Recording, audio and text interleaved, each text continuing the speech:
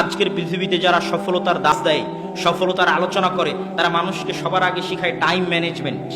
যারা শিক্ষিত ছেলেপেলে আছে তারা বুঝতে পারবে যে সময়কে কন্ট্রোল করতে পারা, টাইম ম্যানেজমেন্ট করতে পারলে সময়ে বরকত হয়, সব কাজ সুষ্ঠুভাবে সম্পূর্ণ করা যায়, সময় মতো সম্পূর্ণ করা যায়।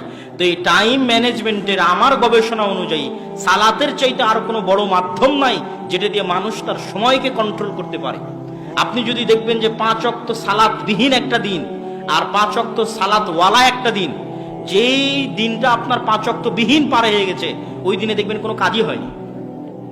দেখবেন যে আপনার কাজই তো শুরু করেছেন আপনি 10টার সময়, 10টার সময় কাজ শুরু করতে করতেই তো দুপুরের খাবারের সময় হয়ে গেছে। দুপুরের খাবারের সময় হয়ে কাজ শুরু করতে না করতে লেবার মিস্ত্রি এখন বলছে চলে যাব, সময়ে বরকত পাবেন না। আর ওই যে ফজরের সালাতে যদি উঠেন, ফজর থেকে জোহর পর্যন্ত মেলা লম্বা সময় ফজরের সালাতে উঠে কাজ শুরু করবেন, দেখবেন 10টার মধ্যে কাজ শেষ হয়ে গেছে, আর কি কাজ করবেন, কাজ খুঁজে পাবেন না।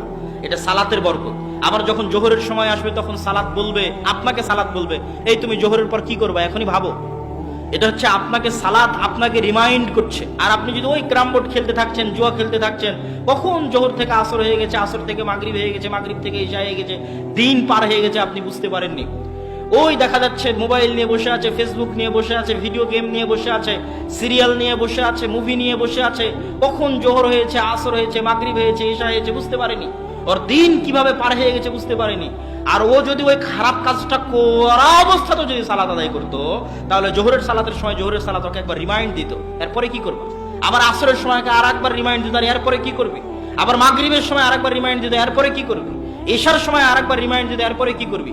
তাহলে ও যত কাজেই ব্যস্ত থাক, প্রত্যেক ব্যস্ততার মাঝে একটা করে ছোট্ট বিরতি আছে, যেই বিরতিতে ও নতুন করে ভাবার সুযোগ পাচ্ছে, দিনটাকে কাজে লাগানোর সুযোগ পাচ্ছে। এটা যে টাইম ম্যানেজমেন্টের যত মূলনীতি আছে, সব মূলনীতিতে সালাতের চাইতে বড় কোনো মাধ্যম নাই।